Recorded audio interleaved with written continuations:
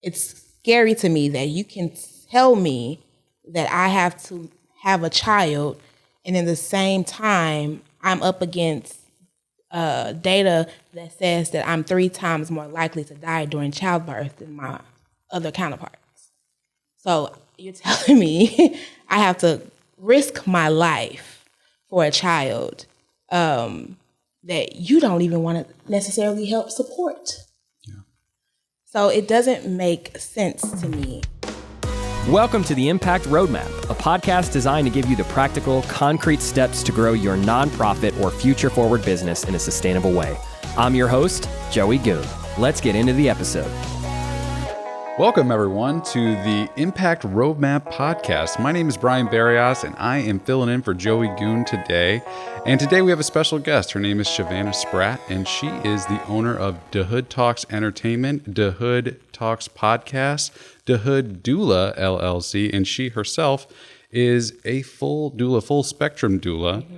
And she has a lot to share about her community. That's why she started her podcast. And she is an educator about the things that her community experiences. And I am here to be educated today by Shavanna. And we're so excited to have you. Thank you for being here with us today on the podcast. Thank you. I appreciate this opportunity. Of course.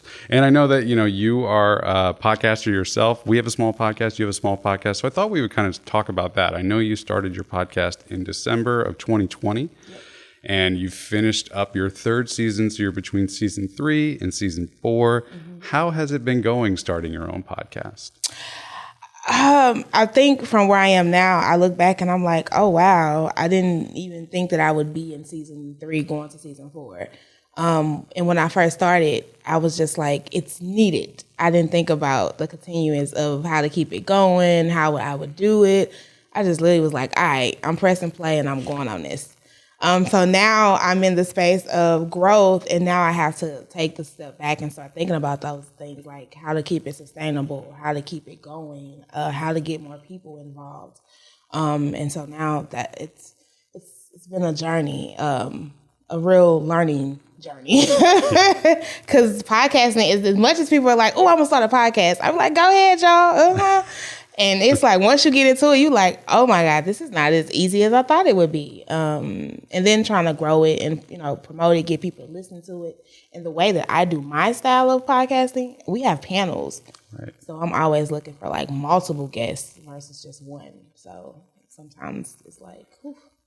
Yeah, I've noticed that going through your content it seems like most of your podcast, you are talking to a panel. And I think that's so cool to get so many different perspectives. And it's a challenge, too, to have multiple people on a podcast because, a dynamic between 2 people or even 3, the back and forth is a little more natural. But when you have 6, 7, 8 people on a podcast, people have to be patient and wait, for the right time. And you can tell that sometimes there's something that wants to be said and doesn't get the opportunity to do it. So I commend you for being able to get the right amount of people and move through a circumstance like that where it is, like I said, a challenge to have that many voices in the space. And I think you have done a really good job of getting the right people and allowing everybody to have an opportunity. And it kind of, to my perspective, speaks to the community that you work with and all of the folks that are so involved.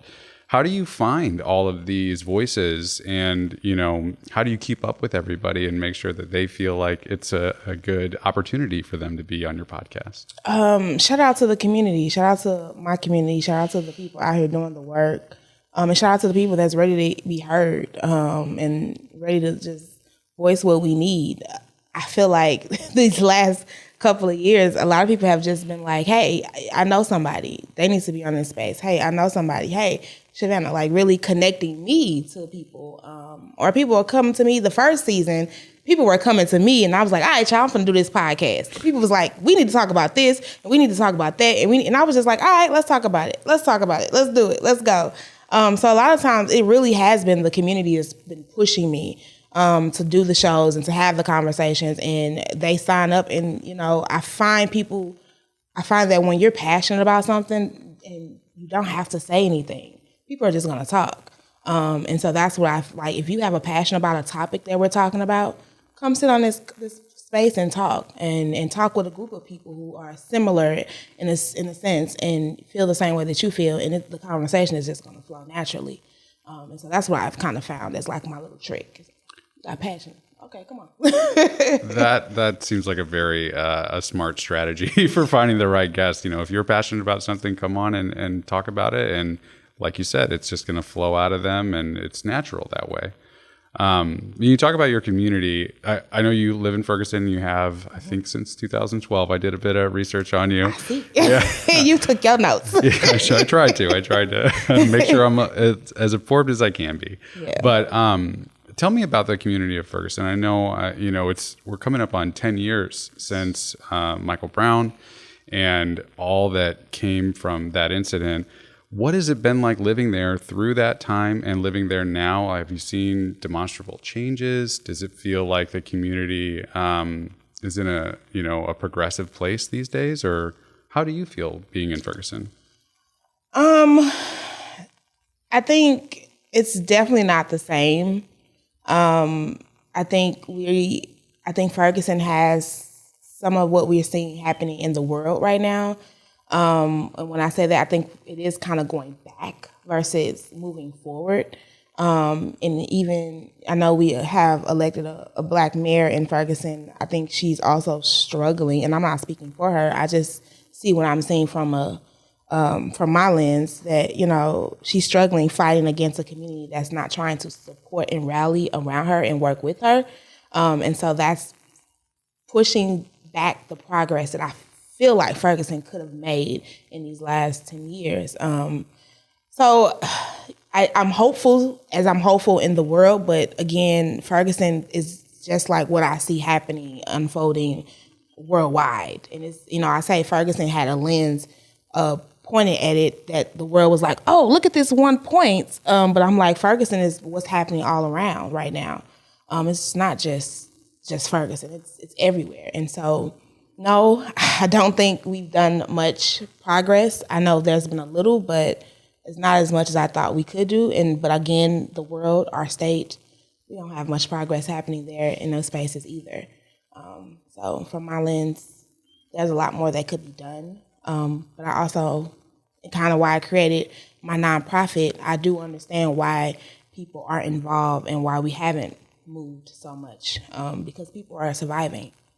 And so a lot of folks in Ferguson are surviving.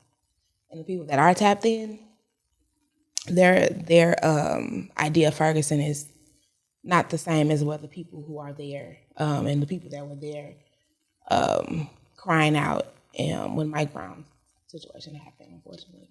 Yeah, I feel like, Ferguson was thrust onto like a national stage at that point in time, and I don't know that a family was. Of course. Yeah, I think a lot of times those situations, they're thrust into the eye of the world. And now you have to come to not only your own personal feelings and emotions and thoughts and things, you have the world looking at you and with their thoughts and, ideas and feelings, and get to like dictate what you do and where you are and what you become. And so I just, I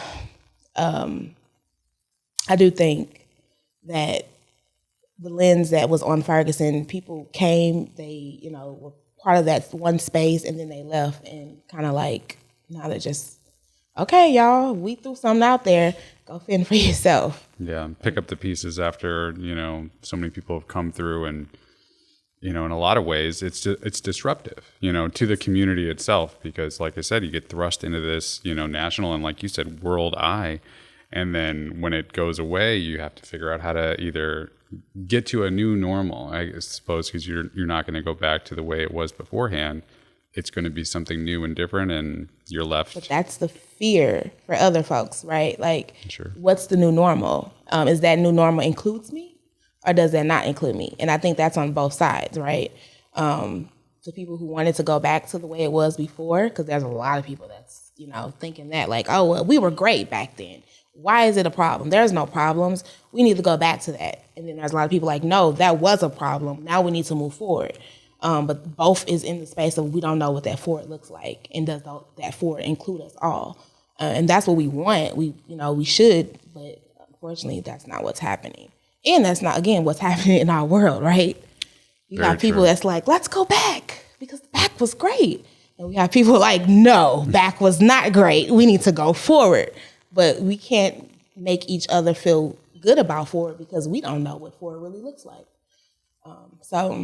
Yeah, I think, man, that's an important point. You know, you can't go back. Like, back is over. It is definitely over. Forward is the only thing you can have any kind of control on, any kind of Some type of control. influence. Yeah. Yeah, influence. Yeah. We can say what we envision it to look like, right? What would my next 4 years look like? I can plan that out in my head. But there's road bumps, and I think that's what we have to understand, that there will be road bumps that would also kind of deteriorate which way we go, what route we go. So it might not be as clear as what we wanted, but we can get it as close as possible if we come together and really, work together to make the vision more clear. And such an important part of that is having a vision in the first place, right? Like taking the time to say, this is what we feel like the world should be like. How do we get there? As a community, how do we come together and work on it collectively? Because this is what we all want. Again, you can only control or have any kind of influence on what's forward. Mm-hmm. And looking back and thinking, well, I want it back the way it was, just doesn't really make sense at the end of the day. It's like you said, you can't go back. You can't. It's not possible. We don't have a time machine. No. So the only time machine is moving forward. Yeah. That's how time moves. Well, it sounds like we all need the help of the community, of the collective, and to have that vision. And I know you're super involved with the community, and that's a big reason why you've started these initiatives, your nonprofit, mm-hmm. your podcast, even your doula services. I'm sure that's totally tied into that. I'd love to hear about your journey and how you got into this space of community. So for me, I consider myself a community advocate. So I'm always advocating that the community that you want to help, you want to serve, you want to, be a part of or whatever, you have to go and be present in that community. And the community knows what it needs, right? So make sure that you're putting community voices and experiences first and listening and, again, being very authentic when you're showing up in community. So that's my advocate.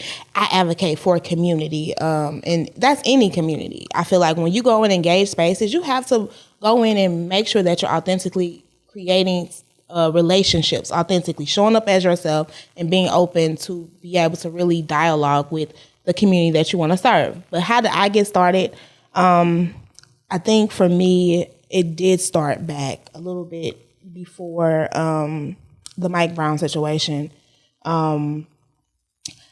You see what's happening. Again, my lens is wider than Ferguson because I see the world, right? I see what's happening in our world. And one day I just was like, I just feel like I have to do something different and I need to do something more.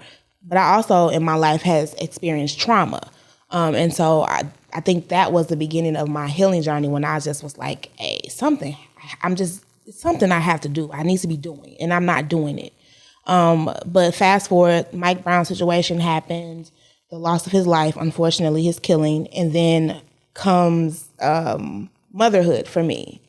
And motherhood was like, okay, now I can't push down this desire to do more or do something anymore because now I have two humans in this world that I need to make sure it's thriving for them. And also as a mother, I want that for everyone else. So I pushed through. I became a doula because I had a traumatic birth experience with my first. And so I pushed through, became a doula, became more educated, became more self-educated, more self-aware of who I am, loving myself, my Blackness, and understanding how to be proud about that. So then came my advocacy voice to speak up, because at first I didn't speak up. I didn't talk about things. I didn't feel like I could talk about things. So I just, went through life, just going through life. But after the babies and, getting into community, I was like, okay, I have to start advocating. I have to start telling my stories. I have to start telling my situations, because things that was happening to me, I started to find was normal and happening that shouldn't be. It shouldn't be happening.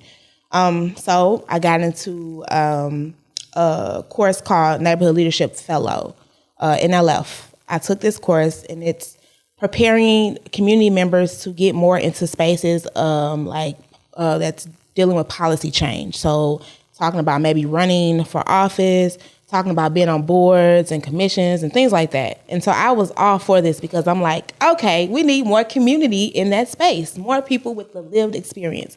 Because when you look at the world now, who's running it? A lot of people with money and not enough lived experience. And so they're making decisions for people that they can't even grasp what they're dealing with on a day-to-day basis. And I'm just like, this is not right. And I was like, okay, I took the class, took the course, went through it, and was learning about all the things that I could learn about policy change, how government worked, all these things. But one thing just stuck with me was there's not enough community voices. Like, where is the community? Where is the people? Why are we not listening to the people?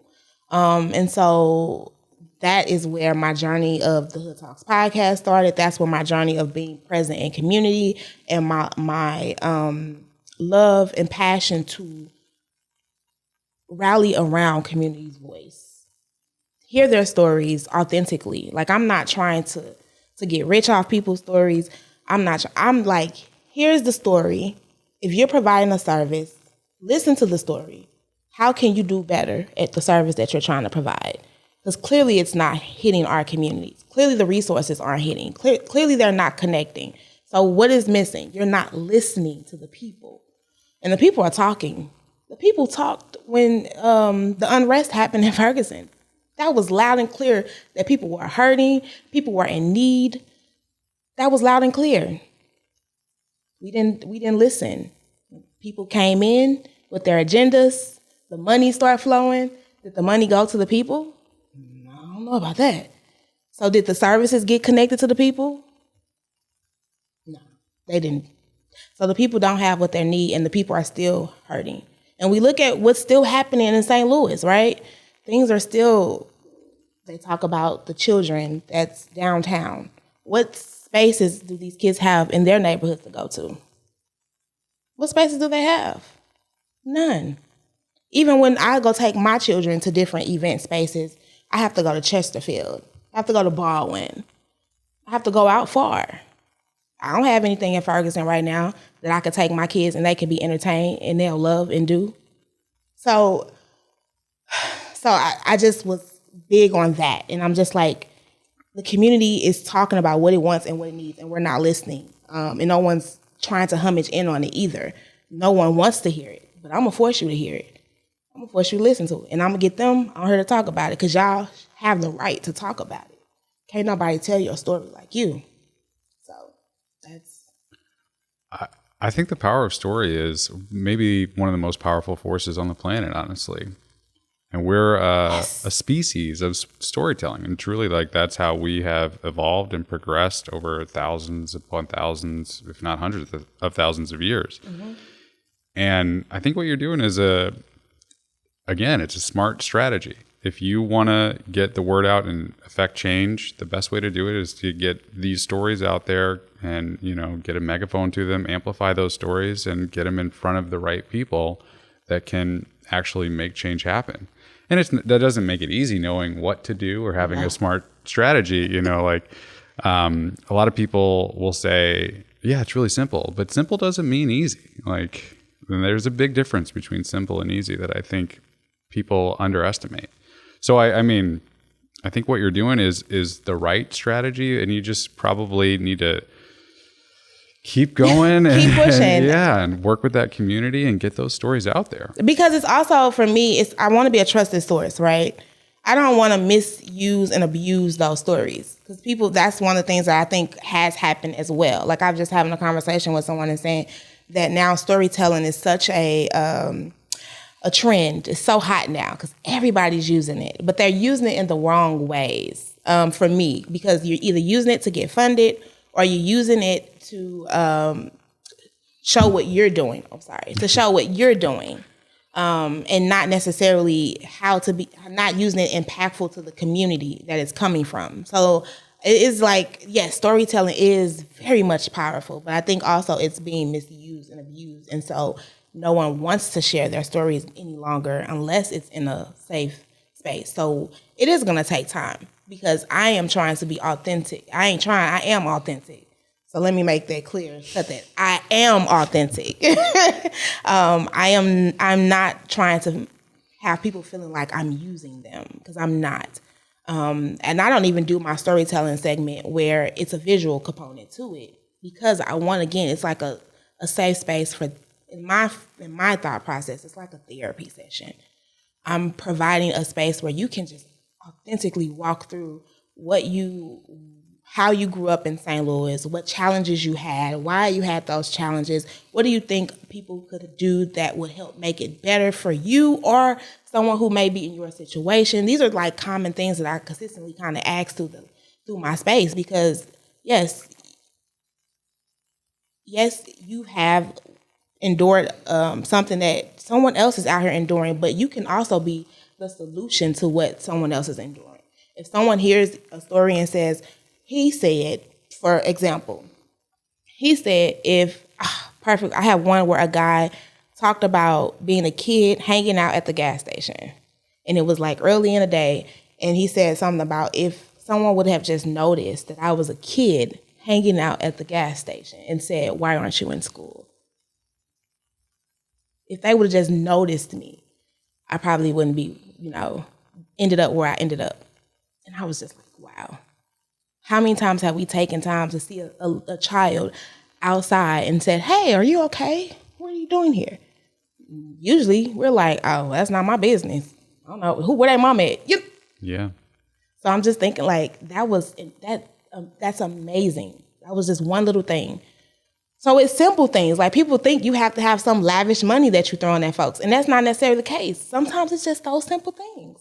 And like you're saying, like places for community to gather and, be together and make sure everyone's okay, and that's all that is, that story that you're telling. And hopefully, you get that story out there and somebody is in an opportunity or a scenario that's similar and they remember that and they see that child. And because of the story that you told, yep, they do the right thing. And it's simple. It's not necessarily easy. It's not the easy thing to do. It's not the easiest thing to do. And, a lot of it is a matter of convenience, I feel like. You were talking about being authentic earlier, and being inauthentic is often more convenient. Yes, it is.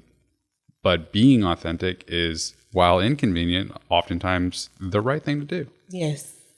And sometimes it's the harder choice. Yes. But you want to make the right choice at the end of the day. At the end of the day, you want to, me personally, I want to go home to my family and have them, realize that I respect what I did throughout the day and I feel good about myself. I did the right thing. Look at myself in the mirror and say, this was a good day. You did the right things, whether it was convenient or not. You were being authentic, and that gives me peace. Yeah. And I bet it would give almost everyone peace to do the right thing. At the end of the day, doing good feels good. Yeah, doing good feels good, and being your authentic self feels good. For sure. Yeah. Yep. And I think if we allow people more spaces where they can be their authentic selves, there's more thriving that can happen in our in the world. I think right now you're right. Social media, so many different spaces, which plays a huge part on mental health, which I'm another big advocate for. People have they have to show up who they're not. Even me as a nonprofit, I keep fighting myself about the space of being a nonprofit, because I'm fighting because I want to be in the community and I want to be doing the work, but also it's now like you're running a business. Nonprofits are technically businesses, but you also have to go shake hands with these funders and be good and meet them and engage with them, and because you're trying to get the work that you're doing funded, and you're trying to prove to them, again, sometimes the people who don't even understand it, that this is impactful and you should be, buying into this. And I feel like sometimes for me that's a struggle, because my authentic self, I just want to be in the space, providing the space with the community. That's where I want to be, but I have to go be in this space. And then sometimes showing up in this space, my authentic self is not necessarily always looked upon as the right, again, as good. So yeah, I fight with that. As much as like I said, I can show up in community authentic, but it's these other spaces that I'm learning it's hard to show up authentic. And usually these are the ones that I'm trying to prove the work that I'm doing is important. And then you get in that situation where you feel like maybe I should be inauthentic so I can capitalize on this situation. But that's again, at the end of the day, to do. Yeah. You look in the mirror, you're like, in the mirror, I'm like, that's not cool. So then I would say I'm thugging it out. Cause I'm like, I must just stay here and keep being my authentic self and serving the people that I'm choosing to serve, and who I know needs this. Well, I certainly appreciate you coming and being your authentic self. And I'm sure all those people in your community appreciate that as well. And I've recognized just by doing the little research that I have about all the things that you're involved in, from my perspective, you're juggling a lot and I don't see a lot of help. Tell me a little bit about that. Like, what's your plate look like? How full is it? And how do you, keep your head above water when there's so much to do? Oh my, I always say this. It's like so many fires around me. And I'm like, oh, which one to focus on? Because everything seems like it's burning down. But I'm learning. So what's on my plate? Motherhood. I have a 5-year-old and a 3-year-old, which that is a full-time, don't really turn that off type job. It's not like, oh, clock out. Can I clock out right now? No, you can't clock out. They're the toughest bosses, right? Like you're always on the clock. Always. Mommy. So I have that. I work part-time for an organization called Generate Health. I appreciate them. I've been in their space for a long, long time. They were another organization, I feel like family, that kind of supported me in my own journey of becoming a community advocate and learning about how to advocate for myself and for community. So shout out to them. I do have my own business, the Hood Talks Entertainment, where we're looking to focus more on consulting around community engagement, but also I do hosting. I have hosting. I host SSM Moms Line. I host a moms group because I'm, again, passionate about moms. So we come together to create a safe space for Black women can come and learn about the resources that the moms group provides to moms and just get more of them involved in that space, because moms group was what saved me from my first child. So I truly believe in what it's doing. It's peer support. So I'm happy to be hosting that and providing space. And the executive director and founder of the Hood Connect.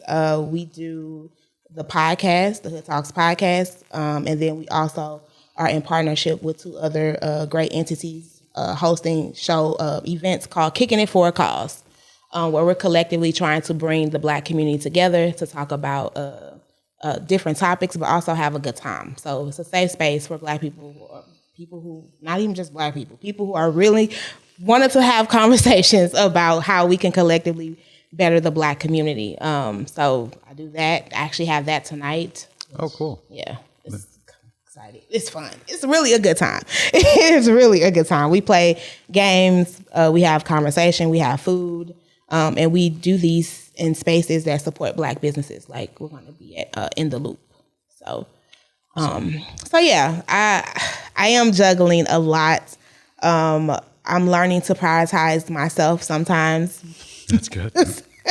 I don't do that often, but I'm learning to do that more, prioritizing myself. I'm big on, again, mental health. I've been thinking about going back to school. I don't know if I'm going to do it just yet. I'll keep speaking it, so I feel like if the universe wants me to go that way, it will definitely guide me, because I keep thinking it, and it keeps coming to me. So, and if I would go back, I'll be a licensed clinical social worker. Awesome. Yeah. Well, that's super important work, obviously. Yeah. And I mean, I encourage you to do that if that is in fact your calling, but it also sounds like you've got quite a bit going on. So I would understand if you thought you might want to hold off on it for a time, but definitely keep us posted on that, because we want to encourage you in all of your endeavors. Yeah. And then I we met at Generate Health. We were producing some materials for them for their upcoming event last year, and that's how we got connected. And you spoke so passionately and eloquently about the things that Generate Health are doing and how you've been involved. And I know that that's kind of started the process of you becoming a doula. And one of the questions I wanted to ask you about is what your opinion is on the Roe versus Wade overturning and how you think that has affected, people in your community, but, the country at large. And kind of like you were talking about, it doesn't feel like we're moving forward necessarily when things like that occur. Yeah, no, it doesn't. And I think that I think we have a lot of work to do. I don't think that those who, again, are making these decisions have ever been impacted by a pregnancy or a pregnancy where they were even scared that they could lose their lives. I think it's kind of, especially for Black women, it's scary to me that you can tell me that I have to have a child, and in the same time, I'm up against data that says that I'm 3 times more likely to die during childbirth than my other counterparts. So you're telling me I have to risk my life for a child that you don't even want to necessarily help support. Yeah. So it doesn't make sense to me. They're not providing any extra resources. They're not providing any extra support. They're not trying to fight against the what's happening to Black women. And they're not mentally, like, there's no resources and support around motherhood. Having a child, and I know from experience, drastically changes a woman.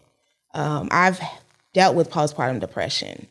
That's why I'm a big advocate, again, for support and mental health. And if you're not trying to counteract, so even if I don't die during childbirth, the first year postpartum, if I'm not having access to mental health services that can help me address the postpartum depressions or all the manic behavior, all the other things that I could develop, that's another opportunity for me to harm myself. So all these things I have to fight against, on top of how do I take care of the child? How do I feed the child? We just had a call back on formula. How do I feed the child? Right. So how do I clothe it? Schools, you're closing down libraries. You're taking the budget cuts from libraries. So how do I even teach it? Like, all of this is supposed to come on me as a woman to do these things if I decide to bear this child, because all of a father has to do is say he doesn't want any access to it and he can write over his rights and he's gone. So I have to bear with this child. And then you say, oh, well, you can give it up for adoption. Have you seen the system? Yeah. I just talked to a guy who went through the system on my podcast and where he is now. How is that system helping? So even if I do have the child and it goes up for adoption, how many people are adopting children? What's the process of adoption? I've talked to people who try to adopt children. That process is not easy, which it shouldn't be, because you don't want anybody just adopting kids, right? But it's not easy. So how quickly is a kid going to get into a home? And it's these questions that are complex, they're complicated, they need real resources and brain power to navigate them. And I feel like some of these decisions are made, to utilize people's, religion or their beliefs and things that have been put into their minds since they were children and things like that. And like you said, they're not thinking about all of these complexities, all of these scenarios, how it affects the people who it will affect, not just the people who are voting on these, or voting for these candidates and things like that, that are just trying to get their votes so they can get the power. or money play or ego play. Yeah, it's a lot of different things that's, I think, running our country right now, and it's unfortunate because the people that's really suffering, the people are really suffering. In America, if everybody is, we can't have only half of the country going the right direction and the other half is failing, because guess what's going to happen? Everyone's going to fall. Yeah. You're totally right. And, again, the boat is going to sink. Yeah, that's if right. you are pushing a couple of people to this side and you're like, oh, well, you guys stay over there and majority of them over there, the weight of it, guess what's going to happen? Water going to creep in. And guess who's going to go down? Everybody. That's right. If the whole boat goes down, nobody survives, right? So we have to come together. We have to find find a common ground. And I don't think it's complicated. I don't think it's complicated. Just because I decide not to have an abortion doesn't mean I have to tell you or your wife or your daughter not to.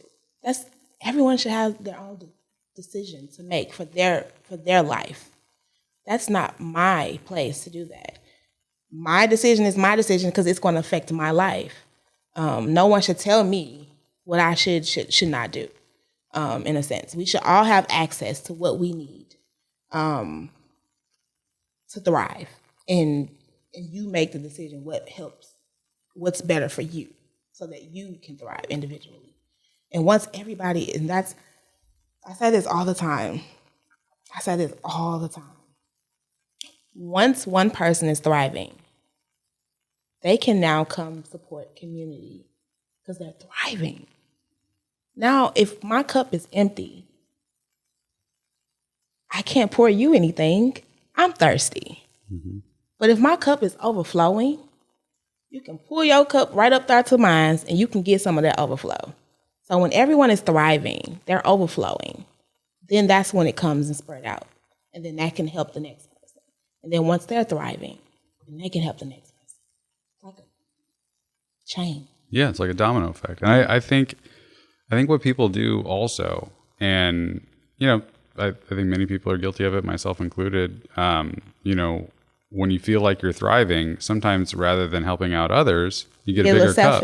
Or you get a bigger cup, like your cup's ready to overflow, and instead of letting it overflow and, spreading the wealth, so to speak. You like, nah, let me, I want that bigger house. Right. That's a nicer car.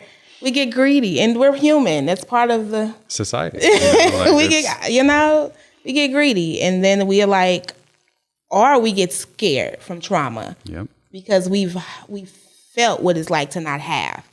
So if it's overflowing, we're trying to protect it in a sense, mm-hmm. Versus we're trying to give it out. So I think those are all scenarios and situations that's happening currently. But how do we make it more normal to know that it's okay to give and you should give? I think storytelling. I think telling those stories of those that are in need, like you mentioned before, and making sure the community is aware of folks that, aren't as fortunate. Those are the ones you want to help. And at the end of the day, when you go look in the mirror and you know that you've done what you can to help the community, to help your fellow man or woman, that feels good. Yeah, and sometimes it's not even money. Sometimes you can give time. Yeah, and be a listener, listen to people's stories and just show up. Just show up. That's a lot of it. Yep, just show up. And be uncomfortable. It's okay to be uncomfortable. And sometimes that tells you you're in the right place, right? Mm-hmm. When you feel uncomfortable, you know that it matters. Mm-hmm. I think that's what those feelings of sometimes anxiety or, like nervousness and things like that, it's a sign from inside that is telling you you need to pay attention right now. Yep, exactly. Well, I appreciate all that you do. And I want to hear more about it too. I know your podcast is going to be coming back in the winter, right? Yes. December. In December. And yep. you're looking for some help. Is that right? I am. We are looking for, because my whole vision is to get more of the in-person back, the building community back, and being able to be in spaces. So I am looking for more help on definitely getting people like videographers, producers to help me in production, because I would love to do my podcast like a talk show. So I have that vision. So I think that would be awesome, and I'm putting that out there. So that's something that I'm looking to do, hopefully, if not this season, in the upcoming season, because I'm going to continue doing what I'm doing because it makes sense. But yes, I do need more help. So volunteers, anybody that's in that expert area of, like I said, videographers and producers and things like that.